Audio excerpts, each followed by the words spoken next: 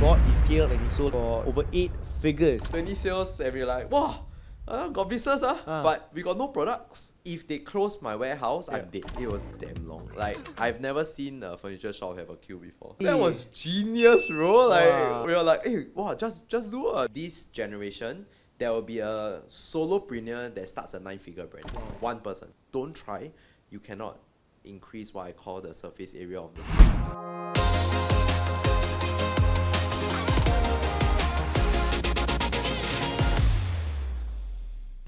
Hey guys, welcome to the Modern Wealth Podcast. Today, I've got a very, very exciting, exuberant, full of energy entrepreneur. He is none other than Joshua. Joshua, you might be familiar with the company that he founded, Ergotune, right? Which he bought, he scaled, and he sold out of, right? For over 8 figures, right? So again, today he's going to be our guest on the podcast, sharing with us some of his insights, some of his learnings, and his journey in this entire entrepreneurship journey, right? So again, Joshua, thanks for being here, brother. Thank you. It's been a couple of months that we've trying to make this happen. You're a busy man, bro. Hey, so are you, brother. So are you. Right? Dude, come, let's start, right? So, Ergotune, how did that start, man? Why do you decide to get into chairs of all things? Chairs was not the first product. The first product was actually a standing desk. Everdesk. Yeah. So yes, Everdesk. So I started probably 5 to 6 businesses prior to finding this. But the story of how this started is we were already running a training company. So that was under SkillsFuture. We were teaching coding for weekend course. So that was doing okay, not the best, could survive. But the idea behind it is we believe that the business will die. Because the moment NTU, NUS and SMU comes in, we are not cool enough to fight against them. So we were always looking for a new idea. So one of my co-founders, back then, he was very into the whole productivity thing, very influenced by the Western markets, right? And everybody was using a standing desk. So he said he wanted to buy one. Then I'm like, you poor little shit, you got no money to buy stuff lah, right? I see. So he emailed some of the companies, just trying to find out the price. But back then it wasn't as commoditized as now. Back then, in order to buy one, you had to email some of the companies, and those companies were B2B companies, right? They don't care about the consumers because you are one sale. Yep. So he emailed them back and forth 3 days to find out that the quotation was $1,800 for a standing desk. Wow. Yeah. And he was like, wow, bro, expensive. Then I'm like, yeah, I told you. And he's like, want to sell or not?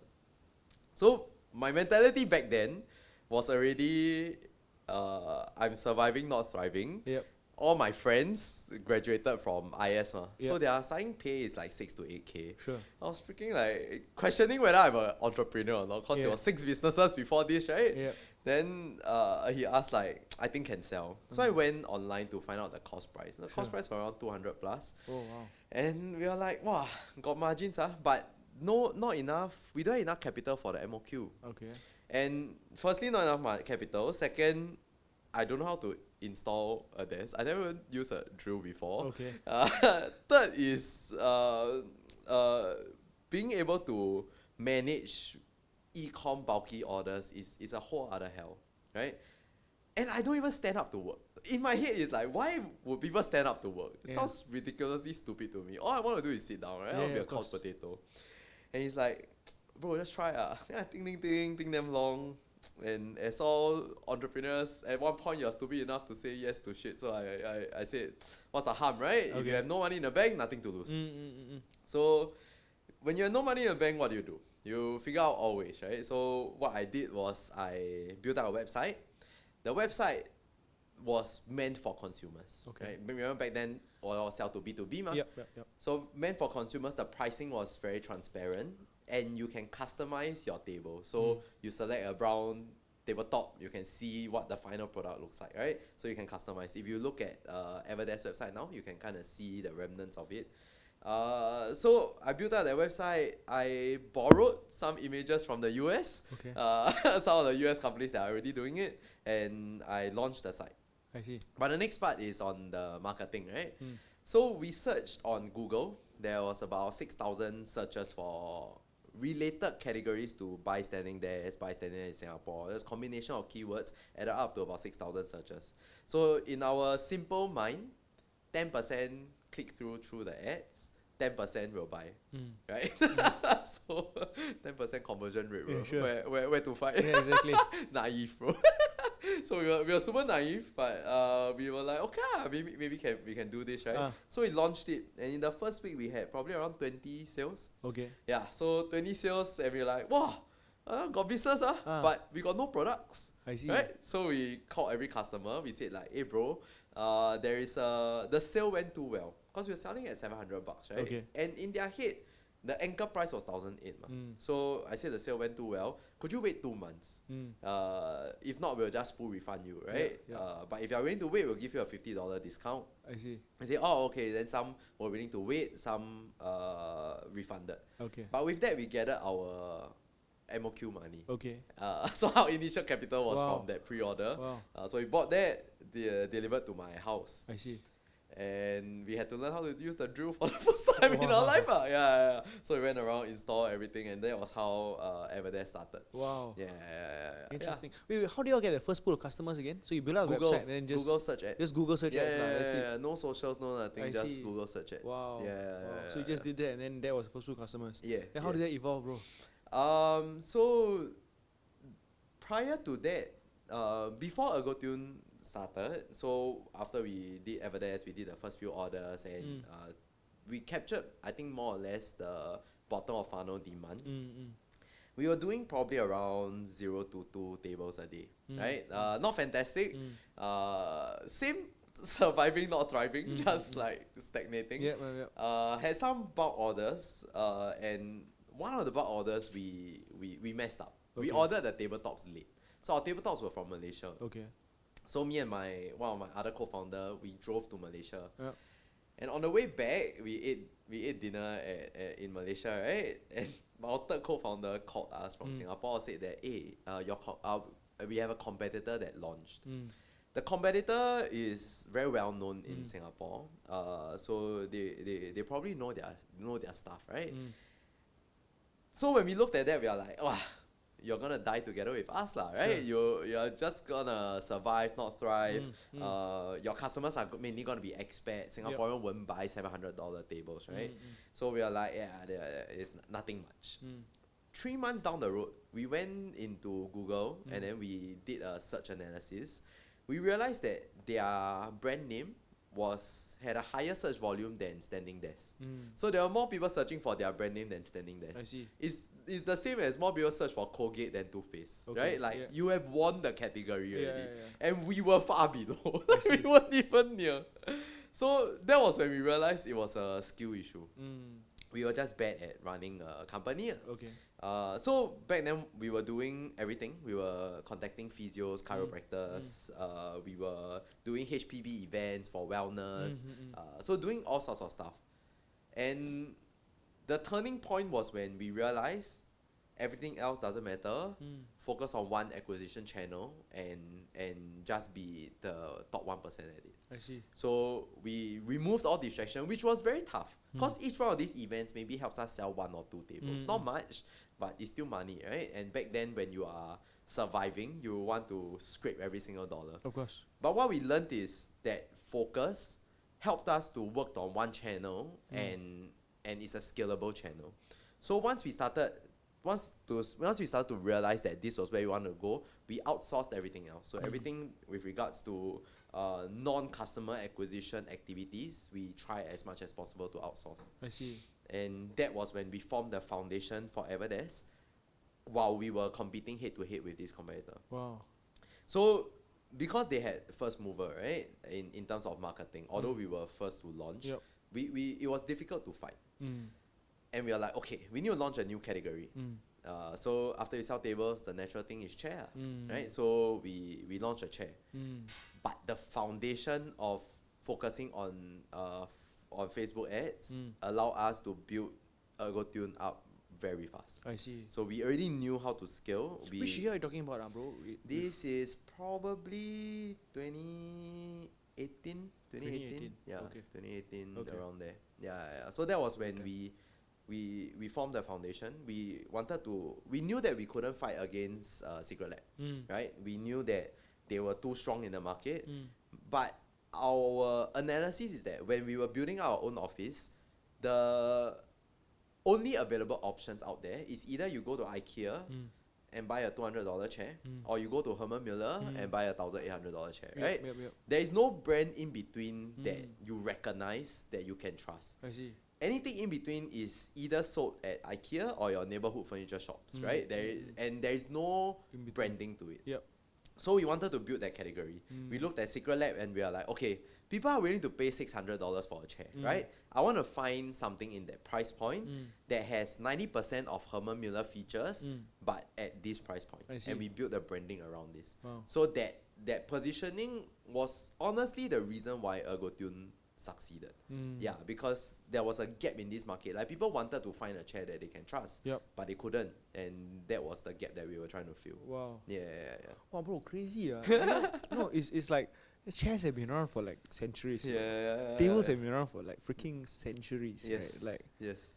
and then to have something like innovative in the category, like what Yeah. the heck, man? Yeah. Bro, we've had chairs forever, right? Like, Yeah. and then like Yeah. ergonomic, and then it's good for your back Yes. and whatever else, and people like buy into that, huh? Yeah. Wow. So if you look at these two businesses in it on its own, it's opportunities that you can probably find in your daily lives. If you spot something like this, it's probably gonna be interesting. So if you look at Standing Desk, it was a very clear DTC play. So DTC is direct to consumer, right? It's where in donkey years ago, you have big brands that only sells through Courts and Best Denki, right? So these distributors takes a huge margins, hence the prices needs to be higher. DTC happened when Alibaba, Taobao started to go global. Brands are able to buy direct from them. So with the e-com infrastructure being built, you can now directly sell to consumers. You don't need to go through a middleman. So that's what they mean by direct to consumer. And because of that whole framework, last time things that needs to be $1,000+ because you need to pay for the margins in between, now you can sell it at like $300-400, right? So that gives new opportunities for people. I see. So if you can find anything that is overpriced in the market, you can probably find the supplier, and you can probably find something that is in between affordable. And if you think about all the consumer brands that you know in your life, mattresses, TVs, laptops, everything has a DTC angle to it. And if you think back 10 years ago, they are probably like few $1,000s. Now it's in like the high 300s. Yeah. So that's one of the models that you can find opportunities. It really made me think, man. Obviously Secret Lab being like one of the champion like companies globally as a local brand, right? It really made me think, right? Like what the heck, man? A bloody chair, who would pay like $1,000 for it? Like initially I was like, what the heck? Then I sat on it, I was like, wow, so shook. Like, yeah. But their angle is very different. So for them, they firstly they rode the trend of live streaming. So when Twitch started to become popular, they also launched their first few versions of their chair, and they gave it to all the streamers. I see. So now you always see the brand through the live streaming, right? And because that industry of live streaming grew, gaming grew, they rode that trend together with them. Not saying they didn't do good things, but riding that trend is very important. It's very important. The next thing they did very well is they didn't focus on Singapore. I see. Their main market is in the US, where the scale was a lot bigger. But But more importantly, if you look at all their sponsorships, they do gaming slash anime cartoons type of IPs, right? What they want you to feel, at least when they first launched, is when all your Dota players were using the chair, you want to feel like you are part of that ecosystem, right? When you sit on the throne, they call it a throne, right? Throne, You want to feel like you are part of that Sure. that gamer Experience, Yeah. So that branding really cemented their position as the gaming chair that you should be buying, lah. Wow. Yeah. It's that's incredible the incredible. way that they did it. Yeah, And you were sharing that you took a lot of cues from them as well for yeah, your own business. Right? we learned a lot on how they built in marketing, right? Especially when it comes to post-purchase marketing. So if you know most e-com brands, After you sell, you disappear, right? Your goal as a brand is to try to let the consumers, your own customers, be your word of mouth, right? Because that is the cheapest way to acquire new traffic Of course, for and sure. acquisition. So one of the things that we learned from them was take a photo of your chair, post it on your socials, and we'll give you some gifts. It could be extended warranty, it could be a pillow, it could be whatever, right? So people will then be incentivized to share on their socials. Sure. To the company, it is marketing to buy traffic. Yep. Right? And we probably spend a lot more on buying traffic than getting the consumers to post whatever gift that we give them. So it's a win-win for both sides. So we thought that was incredibly smart. Yeah. Incredible, bro. You mentioned like, you know, the branding behind. Oh yes. That right. was more for the streamers, right? You know, when they were growing. Yeah. It had to be visible. I see. Right? You can try to do the whole minimalist thing. Yep. Minimalist is difficult to sell. Yeah. What about the whole like you know, like did Ergotune try to do any like, you know, they did the whole Batman and all that stuff like? No, we didn't go into the IP game. Okay. One is because we wanted to use mesh. Okay. So mesh is more difficult to print anything on it. Yeah. Second is we don't understand the IP game enough lah. Yeah. So we didn't have enough time to see what that next move looks like. So eventually, which one grew? Like, did the chairs grow a lot faster than the tables? Chairs was probably 70% of our revenue. Oh wow. Yeah. So it was. So if you look at the journey, the foundations of knowing how to run an e-com brand brought over to us running Ergotune, and Ergotune in the end scaled a lot bigger. Wow. But if you really think about it, it's mainly cause of a category. So to ask you to change a table, it's a lot more challenging than to ask you to change a chair. I see. Right? Like you just think from a consumer psychologist perspective. You can have a table that from your childhood, you're still using it now. It's just a table, right? But a chair is very easy to roll out and change. Actually, that's true, bro. Yeah. Like probably my chairs at my parents' place have been there for like 20 years. Yeah. But your chairs, you probably will switch out a bit more. Yes, because you can visibly see things peeling off or mechanisms not working. While a desk, it's a desk. It's a piece of wood, Yeah, right? exactly. Like worst case, it still can serve its function. It course. doesn't impact you that much. I see. So that's why that grew a lot more. That grew a lot faster. Tell me about COVID, bro. I think COVID must have been a what time for you? Like, you know, how was COVID like? Talk to me about like before COVID and when COVID happened. How did the entire thing grow? Right. And how were you able to handle everything that was happening, bro? There was more panic than you think. Okay, tell me. No, we didn't expect the boom. Like nobody knew what was gonna happen, right? Okay. So when the government said that there will be in 3 days time everybody need to work from home. Still remember, man. Our worry, we don't know how To work from whether it will be good or bad for us, right? Sure. I just know that if they close my warehouse, I'm dead. As a business, I'm dead. Yeah. So that night, it was damn crazy. We borrowed trucks from people, drove to our warehouse and cleared the whole warehouse. Wow. Brought it back to our office and lined it along the car park. Okay. Like, we don't care already, right? It was everywhere. And so at least we know that, okay, if we need to sell, we can always drive ourselves to the customer and we can still deliver. Okay.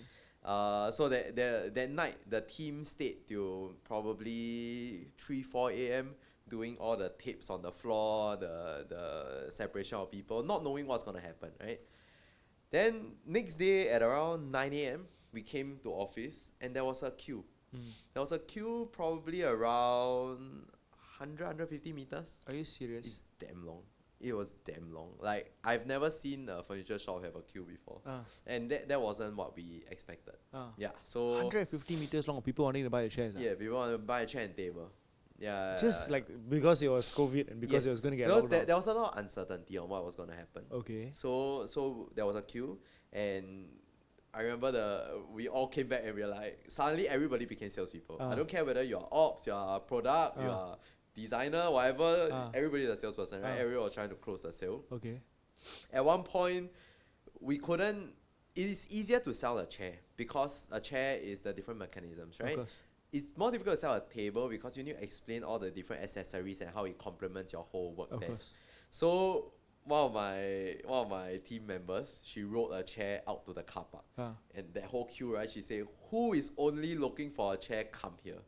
So like half the queue went to her, then she say, adjust here, adjust here, adjust here. If you want, you pay there, you take yourself, we can deliver for you, but we are not sure whether the government will shut down the delivery. So if you really want, you can call Lala Move and come and pick up yourself. So Wow. we were like trying to clear the queue as much as we can. So that was like Wow, the first crazy, few man. days of COVID. So we went out of stock, and it was a challenging period because factories in China closed. Yeah, so how did that work? There were pockets of times where they can open and close, and close. So we during those pockets we tried to push for a higher production. I see. It was tough. Some of the customers waited quite a while. I see. For them to get their But product. definitely, the period of time, sales was a lot higher. Yeah. So really Sales like- so was even though- a lot higher.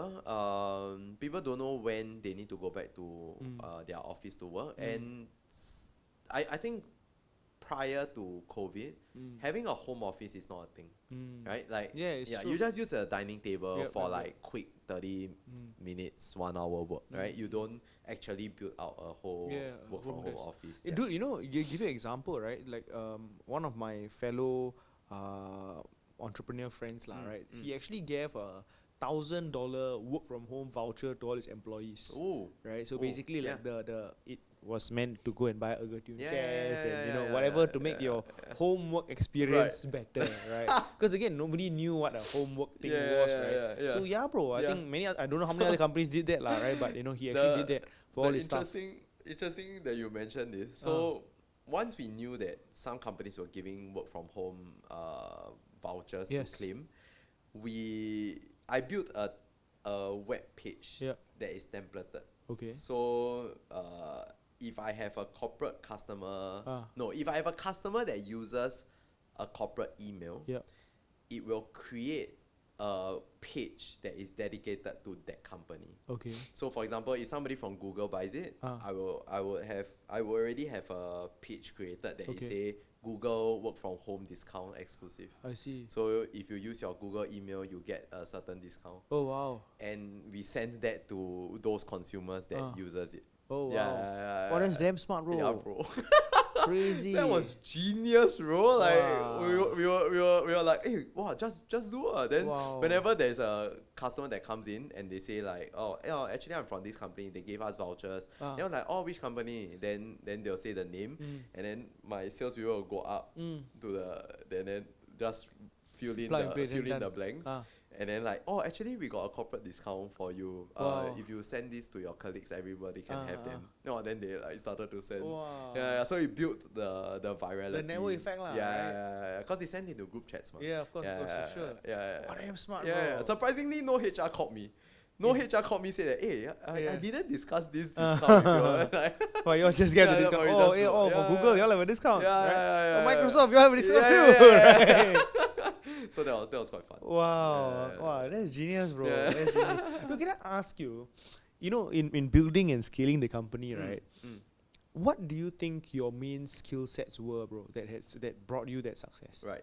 I think different stages, you kind of need to adjust. Okay. So at the start, it's 0 to 1, 0 to 1M. You're trying to find channel product market fit, right? Okay. You need to find my belief is that you need to find one channel that you are incredibly good at that can help you to scale. Okay. The 1 to 10 is easier than the 0 to 1. 0 to 1 is damn hard, bro. It's damn hard. Your product development is long. You're trying to find a niche to target. The numbers are slow. Like the network effect is a lot slower while you're trying to figure out the acquisition channel.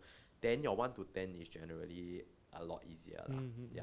So in your 0 to 1, focus on customer acquisition. You need to be able to acquire customers profitably. You need to know your numbers very well, your retention rate if you have recurring purchases, your how much your acquisition cost is going to be for your first order. Like all these things you kind of need to figure out along the way. And in your 1 to 10 is building the team, your first few core members to support whatever that you have built in your 0 to 1, right? Once things scales up, usually your sales increase, your ops haven't catch up, then you start to SOP everything, and then your ops catch up, and then your sales start to increase again. So it's always a cat and mouse during that 1 to 10. But once you start to have a little bit more employees, outside of your core team, right? So when we first had our core team, it was a lot easier. It's probably seven of us. Everybody knew what everybody was doing. Once post 7, we scaled to maybe about 30, 40 people. The job of us is to make sure everybody is running towards the same direction in the same method. So you can, from here to go, let's say, Thailand. You can drive there, you can take a boat there, you can fly there, right? Everybody has different ways of wanting to get there. They all have the same good intentions. The way to get there needs to be aligned and where that destination is. So I see our role to be there. And aligning that is tough. I see. Wow, interesting. But again, that very first thing is that product market fit, right? Whatever can, whatever you can actually sell and sell profitably, that's the most important thing, right? So even finding product market fit, there's a lot of skills to learn. It could be framing of your value proposition. It could be finding the right age group audience that resonates with you. So it might not even just be a unique product. It might just be marketing to an underserved group of people. Okay. So for example, I can sell protein powder. Okay. Right? Everybody buys protein powder. Yeah. You would think. Sure. Right? But most of the people that buy, men. Protein powder for females, underserved. Yep. Protein powder for senior citizens, only Enlin is doing it, bro. Yeah. Right? Like, so if you can change your positioning, change your framing, use a different type of target audience, different set of influencers, different copywriting to target a different group of people might also work, right? So it may or may not just be on the product itself. I see. Yeah. Actually, that's very Yeah. You see, you tell me protein powder, I can think, bro. Yeah, right? Like, cause that's what I take, right? But yeah, bro, protein powder is gorilla, steel, muscle man. Yeah, absolutely. You don't think about like, hey, what about the girls? What do they look for? They don't want the jack muscles, right? They want tone. They want nice slim, butt. So the type of angles that you go for and the language that you use will be very different. Yeah, bro. Imagine protein powder for a nice butt. Yeah. Not that it exists, but sure, bro. It's just different way to help them, let them accept that this actually works for you as well. Yeah. Dude, I think protein powder for seniors. Shit, man. Damn. It's big, bro. It's big. I thought about doing it. Hey, bro, I think but I'm not old enough. But there's also another thing. Bro, the seniors market is massive. Yeah. But nowadays, I want to do brands where there is a founder fit to the product. I see. Yeah, because I'm Just on hire somebody lah. You can, but you need to hire a founder. I see. That is willing to do content. I see. Okay. Yeah. So if I have a founder willing to do content, like I don't need to go through the whole stage of, or you fear the camera and all those things, and you're willing to churn out content, then there is a founder fit, right? You want to see this person to know that this person, that it makes sense for him to sell this. If I sell senior citizen, I'm just a capitalist fella, right? But if you find somebody that fits the brand, that knows what the audience actually wants, it also helps with the language that you use. Where is the distribution channel? How are you targeting them? Yeah, it's very interesting. Like, the Skechers, the brand. Yeah, of course. Do you know who they target? Seniors, bro. Seniors, walking shoes, right? How? I don't know how. I know my Facebook ads don't reach seniors. Like, how do you hit the seniors? It's a brand new targeting channel that none of your Nike, Adidas is doing it. It's just Skechers. It's just for seniors. And I realized this when I went to ABC Market. Then I was at a bus stop. It was like all senior citizens. Then I look at their shoes. They're like, how come everybody's wearing Skechers? Like, what's happening right now? Interesting. Yeah. You don't see them wearing On, right? You don't, right? No, but all the young people wear On, right? Yeah. It's a matter of marketing and who's the influencers that are using it. Maybe they do Facebook Live, I don't know. But yeah, I know Skechers, they market a lot of walking shoes, right? Yeah. So go there walking. So old people are walking, right? Yeah, It's it might not like even shoes. be them buying. It might be their ads targeting their kids to buy for them, right? So you need to figure all these out in your 0 to 1. Bro, my mother-in-law has three Skechers shoes, Hey, bro.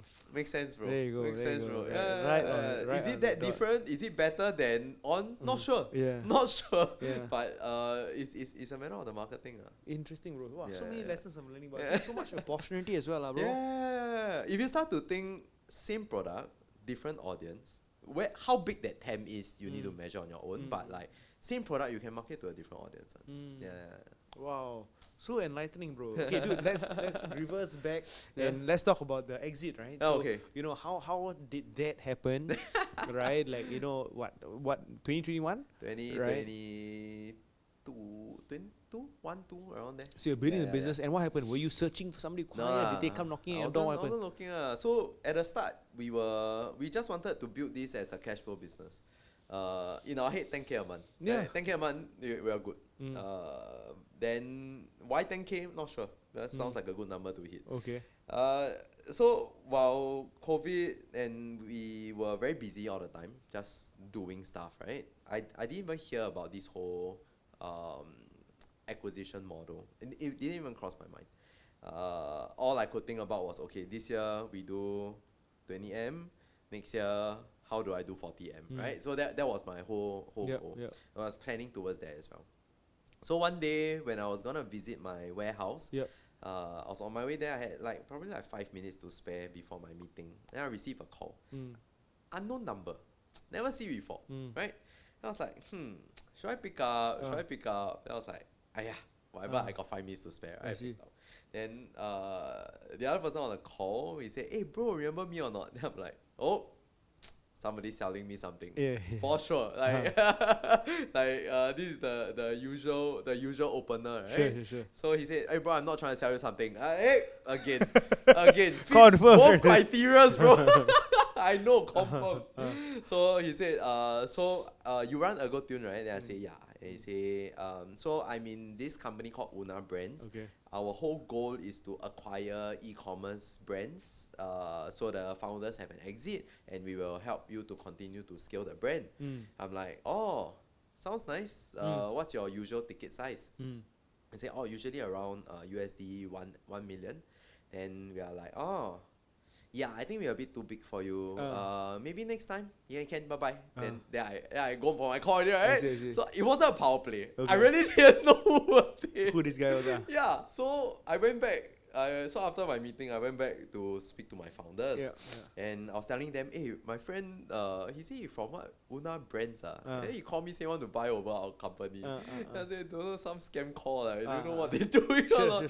So my founders were like, yeah, bro, like it's very common now. In the US, there's this company called Trashio. That's the same thing. Okay. So they buy a lot of profitable Amazon brands, DTC brands. So Una Brands is the one that is in Southeast Asia, together with I think back then there was another brand called Rainforest. So both of them were acquiring around this region. Then I was like, oh, I cut the cost, yeah. Then I said, but they wanted to buy 1M brands lah, so maybe not for us. Yeah. Then I think 2 days later, my senior called me again. He said, hey, my founder wants to meet you guys. Okay. Then we went down, and then we had a chat, and then things became serious. So we were like, oh shit, this is real. Like, got people really want to acquire us. So the 3 of us sat down to eat hot pot. Okay. After the initial discussion, then we say, like, do we want to sell? So I grew up with the stories of people saying no to acquisitions, right? Instagram, Snapchat, they've all at some point rejected. Said no, yeah, of course. Yeah, rejected because they believe in the dream, right? Yep. So we were thinking like, okay, is this one of those hero moments where we do you say, take profit or do you stay? Yeah, where we say no, right? So we had a long discussion. So there were a couple of reasons why we ended up selling. The first one was, you know, the Ergotune headrest. I'm very proud of the headrest. The team is very proud of the headrest because the headrest is us we customized it. It doesn't exist. Okay. So, but back then when we first launched our chair, the headrest was fixed, so you couldn't go down to the neck. It felt very uncomfortable. Okay. And we knew that we needed to retool this whole headrest. Okay. But it cost $150,000 to retool. Wow. Okay, $150K. 3 founders entirely bootstrapped, which means each one of us can bring home $50K each. That can pay for my wedding. Sure. Right? Sure. And back then we were drawing probably 2 to 3K a month. Wow, serious? Yeah. So that money was a lot to us. Mm. And we knew it was the right decision, but it took us 3 months to make that decision. Okay. That was when we knew that like the business was growing to a point where it is numbers that we cannot stomach anymore. Okay. Yeah, it's way out of what I'm comfortable with. Okay. Right? If your home finances are not settled, Mm. spending this money feels a lot riskier. Okay. And we were spending close to like 6 figures on Facebook ads every month. Yep. Right? Like Yep. it was so much money. Mm. It can close down like that and all this money will be mine. Yeah, you know, of like course. it's insane. So we realized that we might not be in a position where we can be good stewards for the company anymore. Okay. Just because the company has outgrew us. Mm. Second is, with regards to I think we were relatively confident with our marketing abilities and how to grow the company. Mm. We just don't know what post-COVID will look like when it really tapered down. So by then it was probably 2 years after COVID already. Yeah, tapering down already. Quite a bit. Haven't yet. We were still growing month on month, record high revenue. Wow, shit. Yeah. So, but we don't know whether are we that good or COVID is just better than us. Okay. Right. Okay. So Okay. there was that risk there that we were considering. Yep. But we had plans to grow to 40M. We had plans to enter US, Australia, where the chair market is a lot bigger. And back then we were just doing purely in Singapore. Wow. Like the opportunities were so much, Huge, so bro. much It's more, massive, right? yeah. So we sat down and we were like, okay, if we do decide to sell, if it becomes a 9-figure brand, we need to look back on today to accept that at this point in time, it is the right decision for us. Yep. What do we care about? We care about the team. The team needs to still have a rice bowl, Of course. right? Because a lot of them dedicated their first few years of their career, Yep. their youth to us. Yep. And on their resume is, I'm a chair expert, Yep. right? Like that's essentially it, right? So we need to ensure that they are taken care of. Yeah. So whatever amount that we get acquired for, a portion needs to go to them, Of course. right? So that we take care of them already. Next, we need to take care of us. So we are like, okay, let's do it. So once we decided to do it, we started to negotiate. So there were 2 companies that were fighting for the acquisition, and then we tried to negotiate to end up at 15 million. Wow. But how does that look like, bro? So after sign already, then do you have a lock-in period? Or? Yeah. So for most acquisitions, what people don't tell you exactly. is there is an earnout period. Okay. The earnout period is usually you need to hit a certain revenue target or a certain net profit targets. It's also the year where they initially when they're doing their due diligence, they might not catch everything. So that 1 year or 2 years or however long that is where they can deep dive into your finances to make sure that there's no funny business around. Yeah, so you take a portion of it in the first year, and at least for us, a portion in the first year, a portion in the second year. I see. There are also brands that I heard that gets retained for like 4 or 5 years. Wow, that's a long time. Yeah, so you become an employee for 4 or 5 Yeah, years. exactly. You work for them, essentially, So right? you need and it's an earnout period. Like marketing agencies, typically the earnout period is very long. Oh, Yeah. So how long did that last? And 2 when years. you, For so us was 2 years. 2024 was your 2023-4 around wow. there. And was it different after, like, or was it pretty much the same after you got the thing, you signed everything, and then continue? Like, do you feel like you're working with somebody else, or was it like business as usual? The first year felt the same because we had a earnout period. Yep. Right. Our earnout period was 1 year, so we had to hit certain revenue targets. So that first year felt the same. We were still gunning for higher and higher record high. We still wanted to execute our plans to expand. Yep. The good thing is Earnout Brands was very nice to us to allow us to do whatever You wanted way to do, we deemed fit. Yep. In the second year was when they had to introduce new management team to slowly transition us out. Sure. Yeah. So that's when things started changing a bit, lah. Things started to change a bit, I see. which I've learned it later on that most M&As are like that, right? Because think about the way that we hire. We hire fresh grads, we train them up to do a very specific job, and they become incredibly good at it. Yep. But their pay might not match the acquirers where they hire investment bankers and consultants, right? Their base pay is a lot higher. Of course, for sure. And when they come here to do the digital marketing, they're doing the same job, but the pay gap is just too high, right? So things like this happens in M&A a lot, right? How to manage that bridge and transition is not something that is easily navigatable. I see. Yeah. So how has life changed since, bro? Right? Since you said, okay, thank you very much, I'm done. And today, how has life changed for you? The first year was I wouldn't say it's the best. Yeah. One was me trying to understand what the new life looks like. Okay. I'm a person that is the 5:30 a.m. wake up. I plan every single hour until at night. And if you look at my calendar, it's filled one. Wow. Now without that, suddenly there's a gap, right? Yeah. Like, wow, why do I wake up so early? Uh. So I still do my morning routine, and I end up sitting at home at like 9-10 o'clock. And I just look around and I'm like, today do what? I don't know. May sound nice to people. Yeah. It's not too nice. It's like sprinting and suddenly you stop. You know, it feels like you still need to move. Yep.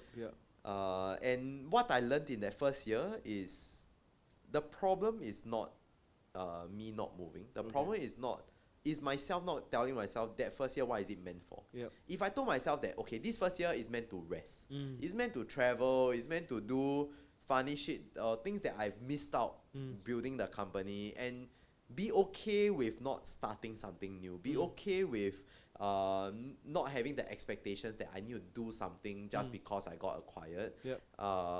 Then I take 1 year to just like rest. I think mentally I'll feel a lot better. I see. But I didn't. I was half. I was like, maybe I should explore a bit. Then like, but actually not much motivation. Then I want to travel. Then I feel guilty. Like I should do this. So it was a lot of half along the way. So 1 year in, that was when I realized that okay, I want to do something. And I brought myself back to when I first started 6 businesses. I didn't really care about what it was. It just had to make money. But now I can do anything, but more importantly, it needs to be fun for me. And I find ways to make money from there. I see. Right? So the way to look at the type of businesses that I do might be a little bit different. So I started to test what might seem fun. So doing content seems fun. So I started to do content, and so far it's doing okay. Then I tested out a few business ideas. Some flopped, some didn't, and just let it run. I started to meet a lot of new people, and I also realized that the things that I have learned while running the business, sometimes few sentences from me can like 2x their businesses. I see. Just telling them to focus. It's like somebody telling you, stop doing chiro physio, just do Facebook ads. Stop everything else. Don't waste time. And if you really go and execute, right, you really see the tangible results. If you really believe in their advice, which I think currently I'm in the position where people believe my advice, out of 10 maybe 2 go and execute. Like they really see difference, and that makes me like damn happy. So that's why I built a Telegram community. And then sometimes I just organize events, then I meet people, and I just talk but I found a lot of business owners along the way. Probably how I met you, absolutely. How I met Edric, and some of the people that put themselves out there. So far it's been fun. I'm not sure what I'm gonna do. But I'm at a stage where it's exciting to figure out. Interesting. But what's there's a main brand? Is there something you're working on currently? The soap one or whatever? I did launch a hand soap brand. Testing. It's working. But just testing. Okay. So just figuring out, just playing along the way and seeing how it goes. Bro, looking back right now, 2025, right? Any regret selling? Maybe my regret is more on the product. The newest product, if you ever have a chance to go and take a look at it, it's incredible. The newest Ergotune product? The newest Ergotune product. It's called Vespi. Okay. Before we left, that was what we were spending most of our time building. So for most e-com companies, you start off with OEM, right? No shame in it, bro. Like, online like to give shit about OEM. There are some things that are just OEM because you don't have the money to customized, right? Like Yeah, one headrest is 150K. Who yeah, exactly, who can do it, right? Absolutely. So we got to a point where we like, okay, we have enough money to reinvest. Yep. If I were to imagine the best chair that there can ever be, Yep. what would it be? Okay. It's Vespi, bro. Serious? It's Vespi, bro. You just go and first, Man, I'm sold, bro. I'm gonna Bro. go buy later. bro. It's not only that. It's freaking incredible. Like the chair is thought through from wheels all the way to headrest. Shit. It has a unique design that once you see, you know that it's Ergotune. And third, the most important thing from a business perspective is chairs are a single sale item. You buy one chair, you won't come back already. As much as you like that chair, you won't come back already. So we developed this groove around the chair where you can put what we call poppets. So poppets are, think of your Crocs, the G-Beats, right? Okay. But if you use it in a work setting, right? In our head, what we envisioned was, think Mark Cuban sitting on Ergotune with all the companies he invested in and Dallas Mavericks all around here. Wow. Which is freaking incredible. Yeah, right? And our belief is that we have shifted just from being ergonomics to identity expression, which is the whole reason why Crocs made it. Right? So think of your Zoom call. You have multiple companies, right? You put all your company's logo here. Think insurance, MDRT, TOT by the number of years, right? You get to showcase who you are without even saying who you are. That's freaking incredible. Wow. That's freaking incredible. Like, and the colors, wow. The colors are damn pretty. Bro, you're selling it damn well, bro. No, we put in a lot of effort. How do you sell? BESBY. BESBY? Yeah. Bro, walao, the way you sell it, brother, Bro, like you still learn the company, bro. we spent a lot of time and effort on like designing this chair. The first thing I get is Best Buy, bro. BESBY? VES. Oh, VESBY. Yeah. Okay, Vesby, Yeah, it's incredible. Vesby. So Bro, much got time. any link, any discount code, anything, right, for the I asked audiences? my Ergotune team. Bro, looks good, bro. Looks Right? good, bro. Like, Damn, you won't bro. see it anywhere. Shit, And bro. Yeah, bro. And people don't even know the sheer amount of work the team went through to develop this chair. You know the mesh, right? They went to run lab tests on which material is the most cooling. I see. Like both from a blow through perspective and a retaining the coolingness perspective. Like they have measured every single thing to So this is not choose this OEM, final. this is It's not. It's not. Like we developed it together with the supplier. Okay. It's one and only. It's I one see. and only. Like you won't find it anywhere. So else. y'all make it where, bro? In China? In China. In So we China, work I with see. our same supplier. Okay. But everything we paid for the tooling. So we y'all pay for invested the a lot into this tooling chair. to really make it. So how much is the chair? This is 700. but same price point, Same price, yeah. Same price point. Okay, bro. Incredible, bro. Wow, Incredible chair. wow. Like that is not being able to see it launch is my bigger regret. I see. Yeah. But as it today is launched already, lah. Yeah, It's just that yeah. it's not you who launched it, lah. Right? But I see. it's different, lah. Like Has the company grown bigger?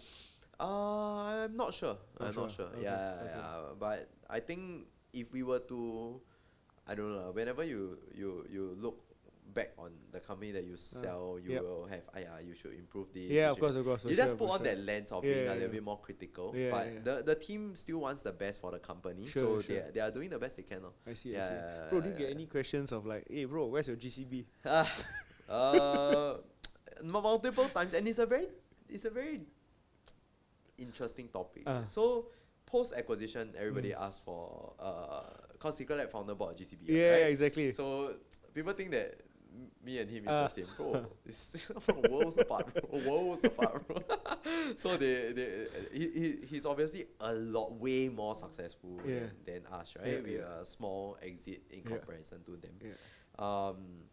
But during the post acquisition period, the people like to ask me, what are you doing now? And why you never buy GCB? Yeah.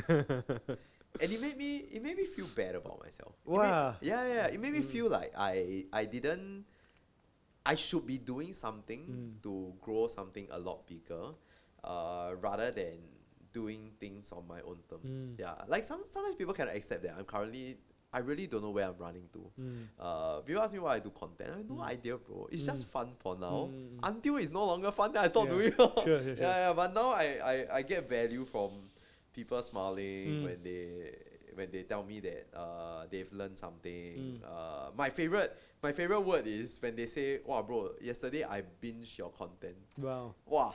Then I like, okay, like I feel that it's worthwhile, right? So I think comparing, it took me very long to stop comparing myself with other people. Of course. And especially with regards to money, because it's whether you are lower or higher, there's always somebody higher. Of course. Always somebody. Yeah, 100%. You fight. You fight Elon Musk, bro. Yeah. Like you just Exactly. cannot win, right? Yeah. So and money, I think, is something that is very easily comparable, right? You can't measure happiness, right? You cannot measure, hey, bro, you happier or I happier, right? You can't really measure that, right? It's more internal. Yep. So I'm trying to lose that comparison mentality and just try to build something that I feel happy building. Yeah. You know, I'm at a point where I can build a business that I don't mind doing for 10 years and I feel alive doing it. Yeah. How have your views of money changed? A lot. One, previously I chase money, right? Because I don't really even know why. So if you most people, when I meet them now, I ask them what's your ambition, right? Some say as much as possible. You're not gonna get wherever. You won't be happy wherever you are at. Some they 8 figures because it's easy to say.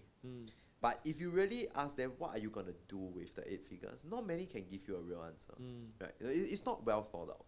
So essentially you will be taking a lot of risks, working a lot harder to get to somewhere that you don't know what to do, where you can probably be maybe work lesser and invest your time in other things.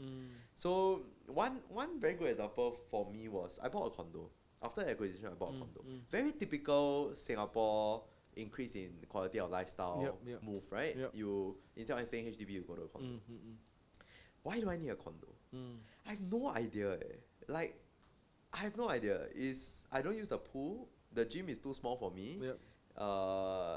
I don't need a security. I'm not some superstar. I don't need a security. Why am I actually buying? A filter for higher net worth people, because to buy a condo you need some level of net worth. Doesn't mean they are good people, no. Doesn't mean they are nice people. It just means there is a filter for money. Sure. So I didn't even realize that why did I automatically think that I need to get a condo? If I got a HDB instead, right? And I force myself to spend, let's say my mortgage now is 10K and I get a HDB 3-4K, right? The remaining 6K, if I force you to spend, you must spend at the end of the month, if not all disappear. Where will you spend on? Well, there's a lot of things to do, bro. You can hire a chef, come to your place, cook for you every day, nutritious macros calculated, get your 6-pack immediately. You can build a home gym in your house, get a personal trainer come in there to teach you how to do it. That's true. Yeah, bro, you want to snowboard? You go get an instructor, stick with you for 3 months the whole season. There's a lot of things you can do, bro. Right? So the way I think about money is, okay, I want to invest in what can improve my quality of life. And to a lot of people, it's different, right? Maybe some people see a value in condo. I just don't see it in my current stage of life now, right? But if it is with regards to space, then it may or may not be the best place. Like some people move up HDB upgrade, right? From 4-bedder to a 2-bedder condo. And I'm like, bruh, worth it or not? Worth it or not? Like, is there no storeroom? Like, it's squeezy everywhere. Doesn't feel like a good move. It doesn't feel like an upgrade. Right? Yeah. So I think everybody had their own definition of what a quality of life looks like. So I'm trying to refigure out what mine looks like. Yeah. And I think that exercise of forcing yourself to spend a certain amount of money, if not it will disappear, will make you think what a good quality of life looks like. Interesting. Yeah. So what is your definition, bro? What do you spend your money on? Personal trainer. I got a cold plunge tub at home. Was that the one you all Edric on? Yeah. So that was your home lah. Yeah, that was my house. I order meal preps, so I don't even cook. Last time I will cook batches, then I freeze it and then I eat. Now I just order meal preps every week. I just try a different company. Yummy Bros. Yummy Bros. Okay. Solo Prep is very nice. Solo prep, It's an Instagram business. Okay. Yeah. So he is still at the stage where he's going to the market to buy fresh. Wow, serious So Wow, it quite tastes tough, man. different. It tastes different. Wow. And I don't blame them. Yeah. But wow, if your podcast blow up, right, Mm. then a lot of people buy, they might go into factory. So cut. Yeah, sure. Yeah. So Solo Prep is nice. So meal prep is one. Home cleaning is one. Personal assistant. Okay. So somebody to just handle all the administrative stuff. Like, so I've decided to rent out my condo Oh, so renting because out of condo. what I said. Okay. And I decided to rent somewhere else. Okay. Then I need to find place, right? Yeah. For my PA to find shortlist based I on see. my criteria, so I don't need to doom scroll. I see. Property Guru, things like that. Oh wow. Yeah, So where is staying now, bro? As in I haven't decided where to move yet. Okay, but okay, yeah. okay. So right now I'm still staying at my current place. I see. Wow, interesting, bro. Yeah. Wow, just a very different view, bro, on life and everything. Yeah, But as in, yeah, I really want to highlight the point that you need to decide what quality of life look like. I Because see. I think once you start doing business, you Yeah. realize a lot of things is marketing. Mm. Who told us that condo equals success? Our parents, bro. Who told them that? Probably some marketing developers, bro, right? Like, who told us that Rolex equals success, right? Somebody from 20, 30, 50 years ago told us that Rolex is like you live for next generation, don't know what, right? And everybody bought it, right? But like, does it improve your quality of life? What is it that you are trying to portray? Is it what you want to portray? Like, be honest with yourself. And if it is, sure. Right? If it is not, then where else would you spend it? And do you need to work all the way to get that amount of money to lead the type of life that you want to lead? Sometimes it's just easier number to think about. Yeah. Wisdom, brother. Hey. Wisdom. I love it. Hey. Dude, to end off the entire thing, bro. Yeah. 2025. Yes. Exponential age of AI and everything that's going on. How would business and starting something be different? Is it, in your view, simpler? Is it a lot harder with competition? Like, what would you suggest for somebody who's looking at this, thinking like, wow, I want to be like Joshua, I want to really start up something, from scratch, and I got this idea. But what should people be focusing on and doing in today's day and age, bro? Right. For myself, I don't think I'm smart enough to build AI. So I'm not going to go that camp. Sure.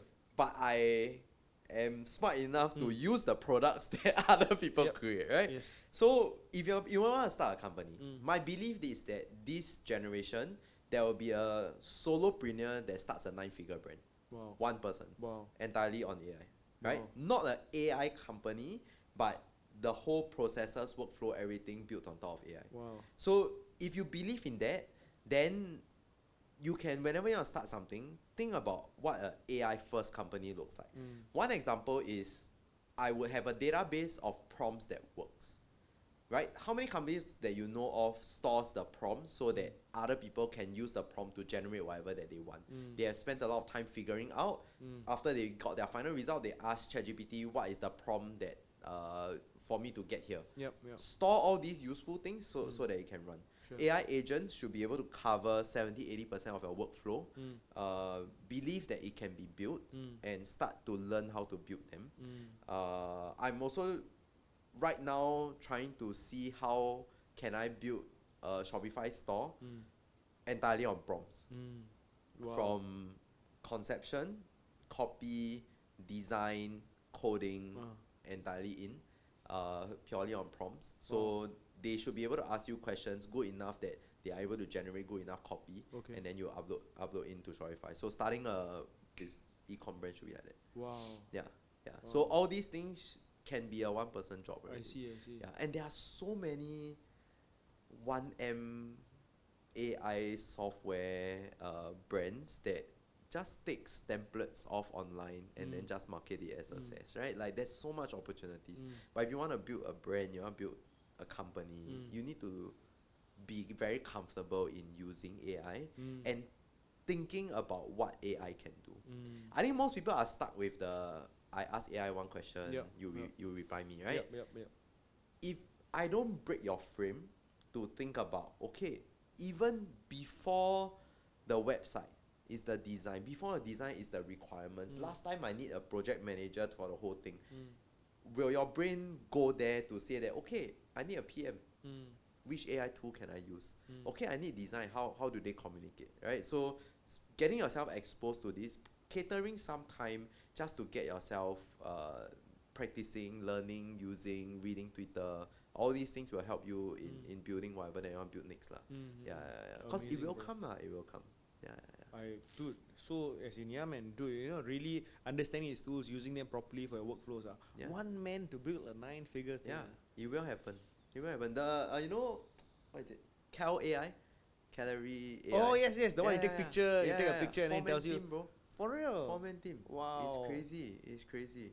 Wow. But it's really marketing, bro, right? Like, as in, how they got to us was, again, marketing, right? They marketed the shit out of it. And you'll be surprised that, like, a lot of people talk about AI. Not many is actually using it to a level that can automate everything or become a part of your life, which means there are opportunities for you to enter. Dude, one last thing to snap it off. What is one advice you give to the future generation of entrepreneurs? Try as many stuff as you can. You don't know what you like and don't like, and you don't know what will work and don't work. Right? Let the market tell you that. And if you don't try, you cannot increase what I call the surface area of luck. You know, like I'm somebody that don't believe in pure luck, but I believe in increasing your surface area for luck. Wow. Right? Like if I didn't start Everdesk or Ergotune, I wouldn't have been able to hit COVID. Right? I'll be people making money. Right? Like you need to increase your chances, right? You need to tell people that I'm hiring for this role. If not, I wouldn't have hired an architect. Was designing buildings to come and design a chair. Right? Like it's all about putting yourself out there. So if you never test, you never know. And it's okay to fail, like your time is worth nothing, like just be real honest. I love it, bro. I love it. What a good takeaway, bro. Increase your surface area for luck. Yes. Amazing. Bro, thank you very much, dude. A real quick one, right? Where can people find you? Right? How can they join you on your journey? Tell them. Yes, you can find me on my socials. It's all called Jam with Joshua, JAM with Joshua. I have a Telegram channel. You can search the Daily Jam on Telegram. You can come to my events. You can have a good time. Awesome, fantastic. Make sure you check out Joshua. Make sure you follow him on his journey. He posts amazing content. I really suggest you all binge watch, and then you message him, let him know I've been binge watching your content, right? We'll make my day. It will make his day 100%, right? So make sure you all do that. Again, guys, hope you all enjoyed the episode. Make sure you all like, comment down below, and subscribe to the channel. Ciao, guys. See you. Hey guys, I'm so blessed to be able to share these inspiring stories of remarkable people with you. Please support us by liking, commenting, and subscribing to our YouTube channel, right? These likes will help us know what videos you want to watch more of. So again, thank you and see you in another video.